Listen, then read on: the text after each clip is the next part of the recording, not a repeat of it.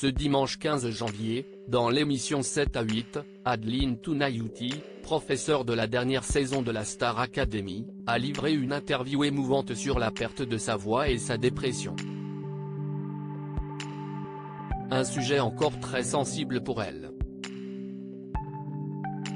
Interviewée par 7 à 8 le dimanche 15 janvier 2023, Adeline Tounayouti, connue pour être professeure de la dernière saison de la Star Academy, a eu les larmes aux yeux en revenant sur son parcours.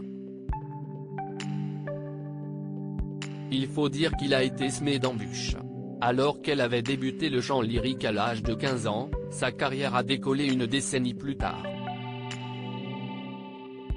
Surnommée la soprano rock'n'roll, Adeline Tounayouti était au sommet et à deux doigts de vivre son rêve, lorsqu'un accident la faucha en plein vol.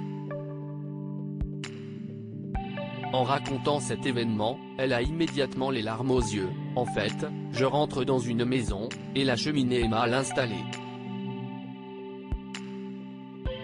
Il y a une fêlure, les isolants thermiques, l'aluminium, fond. Ça émane des gaz toxiques », raconte-t-elle. Inévitablement, elle est victime d'intoxication. Une nuit d'hiver, ça m'a brûlé les voies respiratoires. Je m'endors soprano colorature, et je me réveille aphone.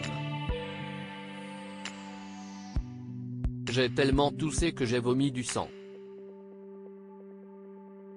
Je crois que j'ai craché mes cordes vocales, se souvient-elle, émue. Une interview émouvante sur la perte de sa voix et sa dépression pendant des mois, les médecins ne trouvent pas ce qui lui arrive. On pense que j'ai une espèce de laryngite.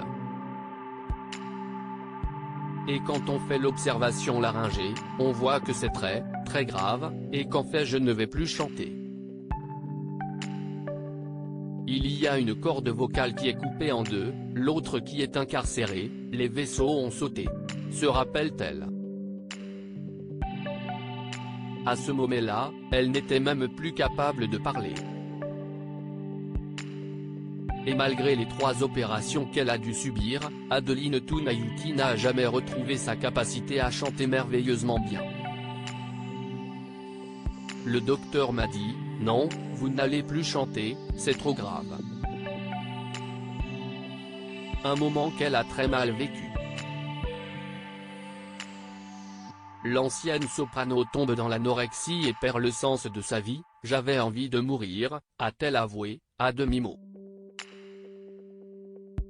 Quand je parle, j'entends une voix qui n'est pas moi, privée de la légèreté que j'avais dans la vie.